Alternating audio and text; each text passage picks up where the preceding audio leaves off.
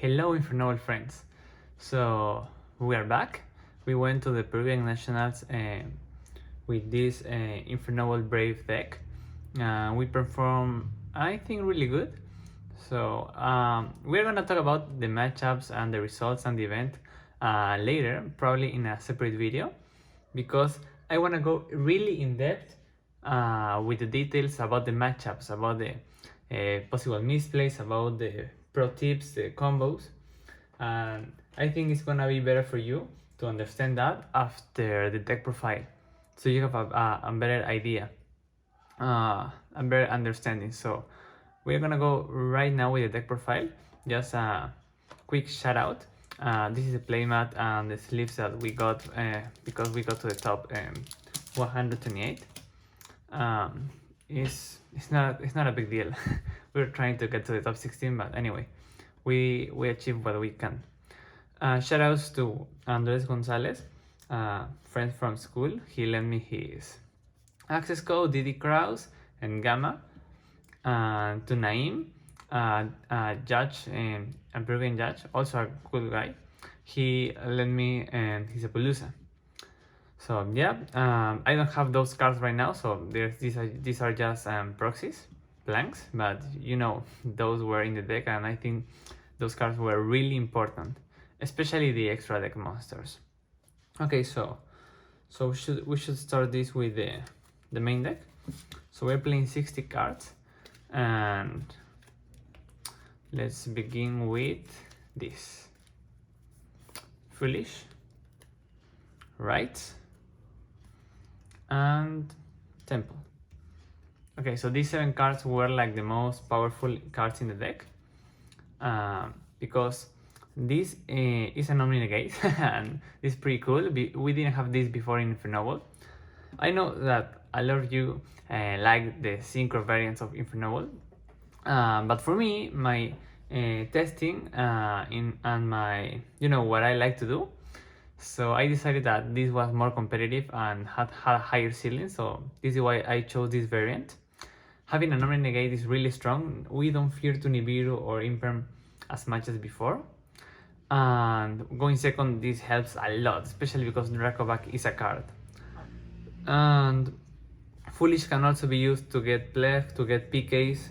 Like if we need a warrior, we can dump maybe any PK and grab Shade, or mill Cloak at turn skills, and that doesn't mess up with the end board, because we have some engine requirement that we have to use at the end of the combo. And then this, if we don't have Isolde plus this, it's fine, because I don't know why, but we have a Fire Warrior and Brave card, Adventurer. So we could just normal summon any warrior that is not even an extender, use this, and get a free special summon warrior and a token. And if Isolde gets interrupted, now we need 2 extenders, any monster and a tuner. Before, with Auroradon, we only needed a tuner. So having the extra body in the form of token helps a lot. Like sometimes we could use this and normal summon, I don't know, any PK, make Isolde, get interrupted, summon Oliver, and then Oliver token Isolde is still full combo, you know? So yeah, really nice engine. Of course, this has some sacrifice. We have to cut the good normal summons, because there is conflict. I mean, I also tested, if you saw my previous video with my thoughts on the ban list, I told you that we could try Connector on this, because maybe we don't draw those every time. But in this build, in this concept, we are always trying to get this, because it's searchable now. You're gonna see how. And if this is searchable, and we're trying to resolve Brave Engine every game, then there is no space for Connector here. I'm really sorry, I love Connector. And if you don't have this, because I know these are expensive, and fun fact, I only bought these for the Nationals, and I'm gonna sell these like right now. So yeah, I know these are expensive, and Connector is the best replacement. But if you're playing online on DB, play this, please.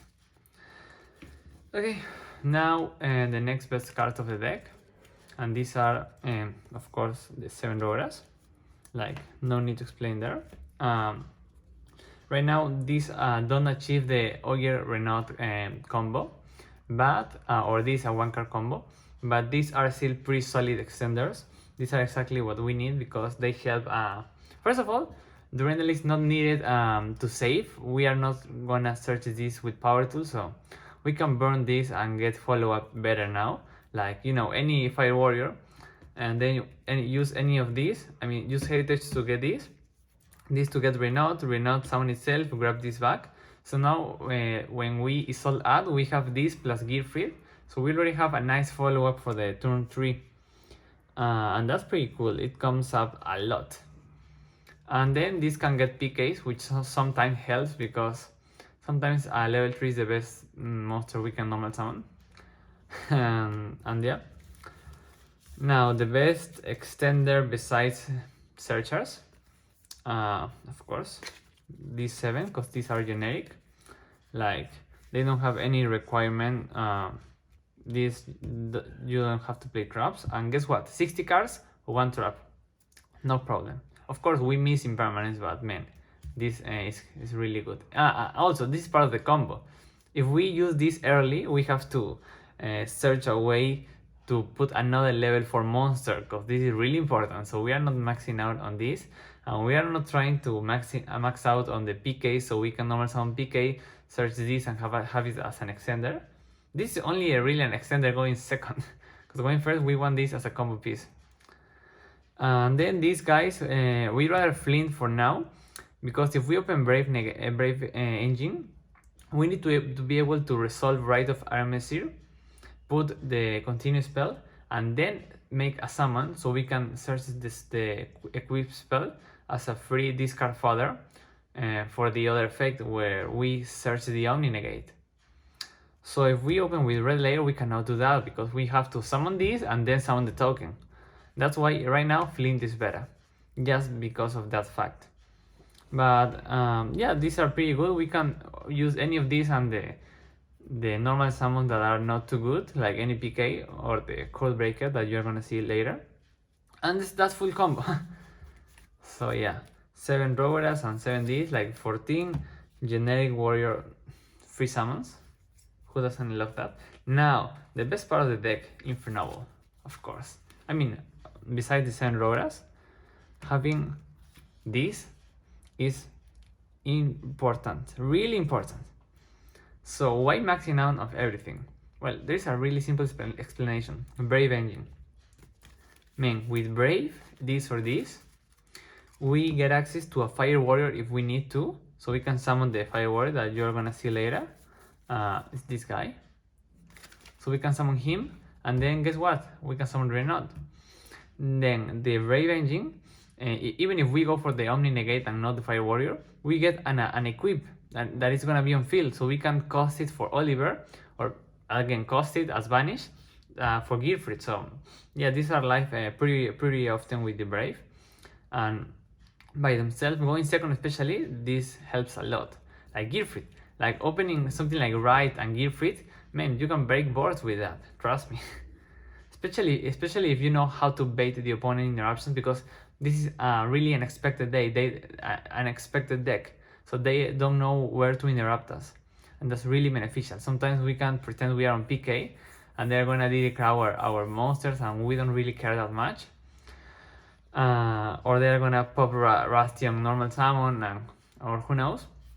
And then we go with the Infernoble Engine, or then with the Brave Engine. So yeah, it's really nice to go to play against an opponent that doesn't know how to interrupt us. And also, Gearfried now is a monster negate. Before, it was ugly to use him because we needed the full space for Aurora tokens and etc. Now, if we manage to open something like Durandal Gearfried, wait, yeah, what is my Durandal? Okay, Durandal Gearfried, and any warrior, like even a normal summon warrior, we normal summon a warrior, use this, search Renault, summon this, summon Renault, grab back Durandal, equip Durandal, and then we have 2 monsters, 2 warriors, and this with a Durandal. And that's a really nice combo, because we can put Gearfried the whole combo, we don't care about space anymore.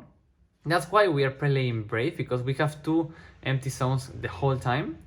So if we don't have Brave, we can have Gear Free, and it's the same for everything except Impermanence.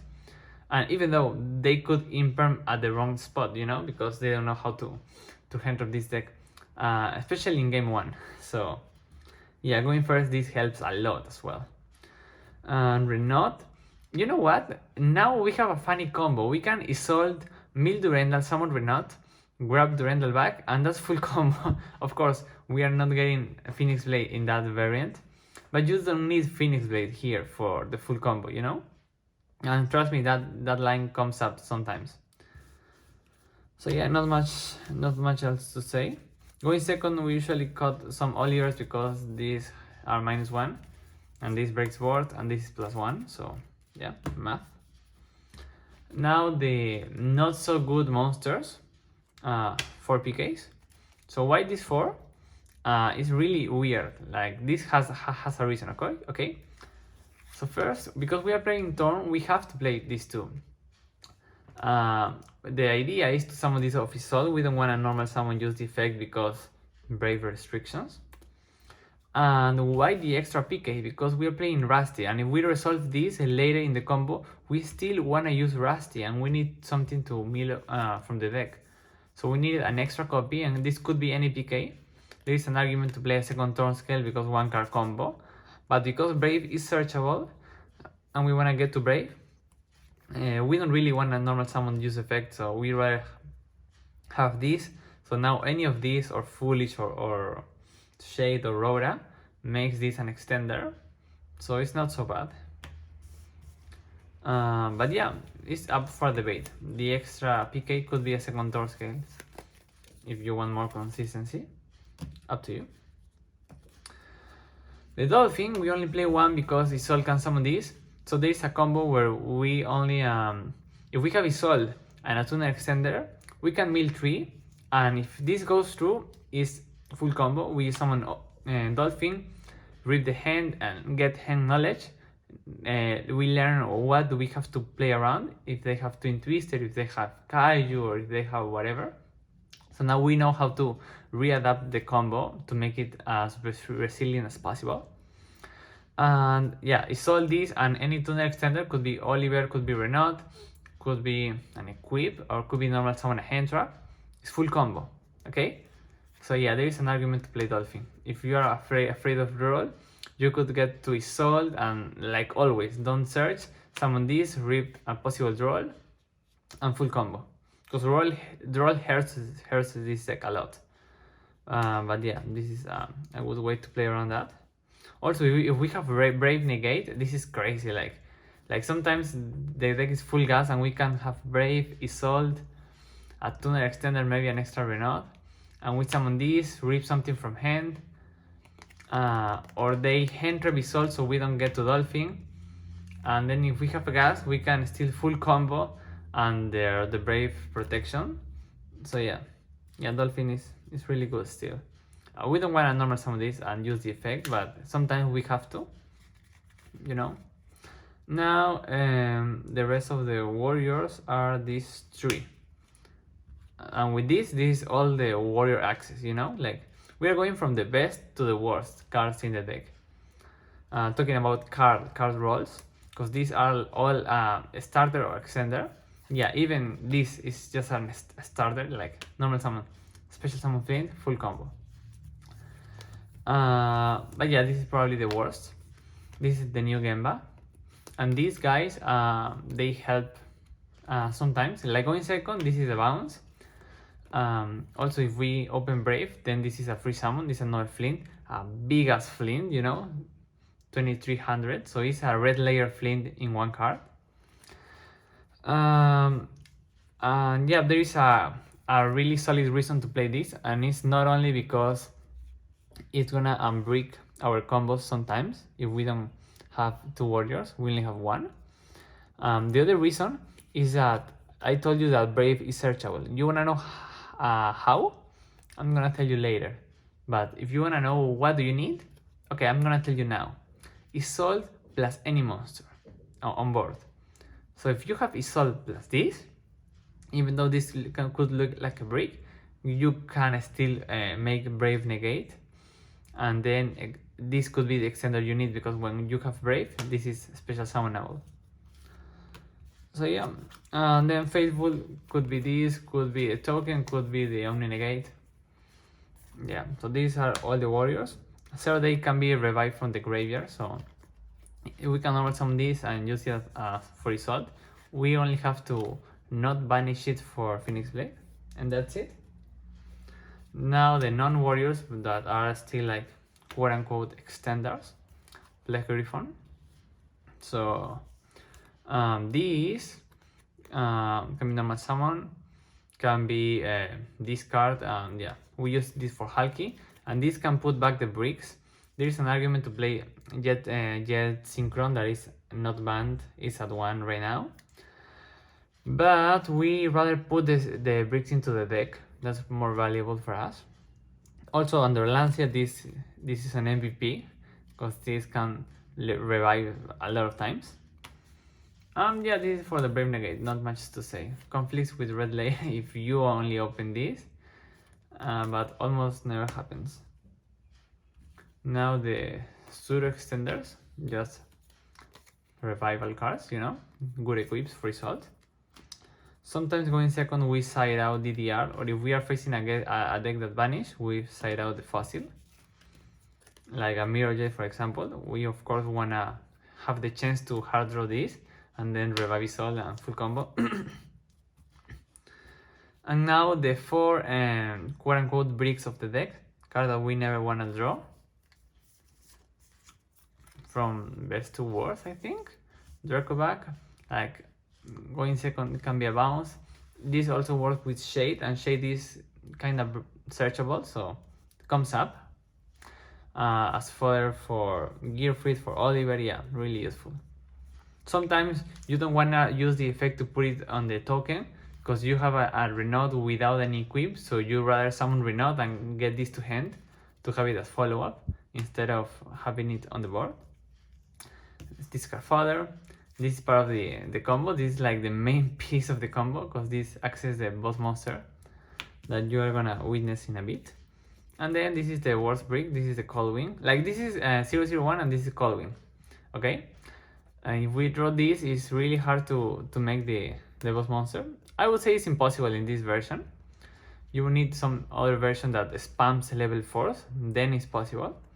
But because we play Plague, we just put this back and we keep with our combo. Yeah. Going second, sometimes we side out this if we know for a fact that the opponent is not gonna make us go first. You know, because then these are just bricks and we don't want them. And now for the non-engine, we have like 14 free slots, and we decided to play this. 1 Callby, 3 Ash because generic, 3 Veiler because kinda generic, 3 Droll because we were afraid of Flanderies, and also hits the Espia to some degree if they start with Allure and etc. And yeah, the proxies and the gamma package. So the gamma theory here was that it was a pseudo Veiler because we cannot play Imperm and protects the combo going first. Like we could use Heritage and not be afraid of any of these two, so we could have a gamma. Or the same with Foolish or Temple, but never came up that interaction, so just in theory is good. Yeah, and that's it. 14 flexible, you could interchange these depending on the meta call. I think these were really nice because sometimes we normal summon these. Like if you have Brave Negate, you realistically only need 3 monsters. So it could be like a red layer, normal summon any of these and maybe Lean Fossil, and yeah, that's full combo. Because we make Halki, Summon Plague, and Link Line. So sometimes we don't even need Dissolve because Phoenix Blade is not necessary here. Or maybe going for the OTK in turn 3, we just normal summon a hand trap and make the standard Halki into Plague, into a Link Tree, into Unicorn, into Access Code, yeah. So that's the deck, I guess. The main deck, yeah, 60 cards. As you can see, there's a lot of gas, and 14 flex spots is nice. I think it's cool. It's like 9 flex spots in 40. Of course, you could maybe play 50 or less cards, and that's up to you. Now the extra deck that is gonna solve a lot of questions, a lot of doubts. What's the combo? What are the monsters that we're playing? So first, of course, 2 Isols. There's an argument to include maybe a Synchro or a Beguska, and then maybe you could cut the second Isol, but for me, paid off a lot. I would not cut second Isol. Then we have 3 monsters. After Isol, we could make any of these 3, okay? We could make Cherubini, we could make Halki, or we could make Draco Master of the Tenji. So what's the point? What are we doing right now? So Isol has a lot of lines. Could, like I told you, could mill Durandal, summon Renault, grab Durandal, search Renault, summon Renault. So Isol equal 2 bodies. And we don't need to play Armageddon and a lot of bricks. Sorry, we are already playing Plague, but you know what I mean. So yeah, that's the idea behind Halki, that we need to be able to link climb until we have link 5 potential. So we need 3 arrows and 2 materials behind the arrows to make the combo, the full combo. So Isol plus 2 bodies with the help of Halki achieves that, because then we make the tuner and Isol into this, and then we revive the tuner and have Halki, and those are the 2 monsters we needed. Now the theory with Cherubini is that if we have any extender, we just summon Thorn Scales and make Cherubini, like you know, with boots. Then Cherubini mills Brave Engine. We make Apollousa for 2. We make Brave Engine. So we have Apollousa, Brave Engine. We revive Thorn Scale from the graveyard, search with boots the rank up, and then summon any extender and full combo under 2 negates. And even if something happens with the main combo, we are at the very least protected by 2 negates, like Apollousa, Brave. So that's really crazy, really high ceiling in my opinion. So we are not trying to lose to any one card that could destroy the combo. Yeah, that's why. And sometimes we just make Draco Master instantly, because again, if we only have Isolt, we can still mill 3 summon Thorn Scales and Thorn mill Cloak, Thorn Isolt into this, Cloak search Boots, summon Thorn, summon Boots, and then we have the 5 bodies. So yeah, we could go into any of these 3 as after Isolt. And then we have the Codebreaker package, really huge, really important. This basically makes it so any link 2 becomes link 6, because we turn 2 bodies into 3 bodies, a link 2, a link 3, and a level 4. You know, the monster you saw. So for this we need arrows, that's why we played the 3 arrows. And yeah, this makes the combo possible. Now Rusty, we are making Rusty with these 2. Rusty get us the 1 level 4, and this get us the other level 4. With 2 level 4 we made Utopia. I know, I'm explaining the combo at this point, because the extra deck is the combo, you know. Utopia search the brick, the Coldwing, the new Coldwing, and summon this. And this summon Big Eye, detach 1. We could summon this onto these arrows to pop the opponent's monster, or maybe Rusty itself, so we don't have 2 darks to play around Super Poly. And then in the opponent's turn, we use the rank up and summon Kali Yuga. We have sometimes protection in the form of Apollousa and Brave, so this can be achievable a good amount of times. And this is just FTK, okay? If we summon Kali Yuga, we are winning. There's no activations on the field, and the field is negated for the turn.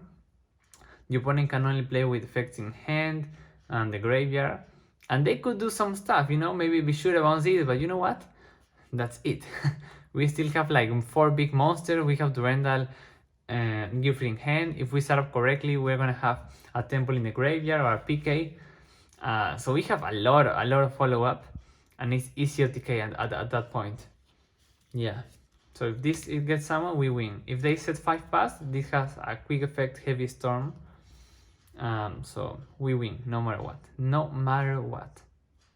If you know what you're doing, of course. Like sometimes we have to summon Apollousa for 3 and then save the rank up until we use all the Apollousa negates. Sometimes they have to go battle phase, kill the Apollousa, and then in main phase 2 they activate the spell, then we use the rank up, okay? We don't have to shotgun this card because the rank up at the very least is a hot red. It's gonna negate whatever they play, and then Kali Yuga is the maximum negate. It's like 5 times side lock. That's the crazy of this card.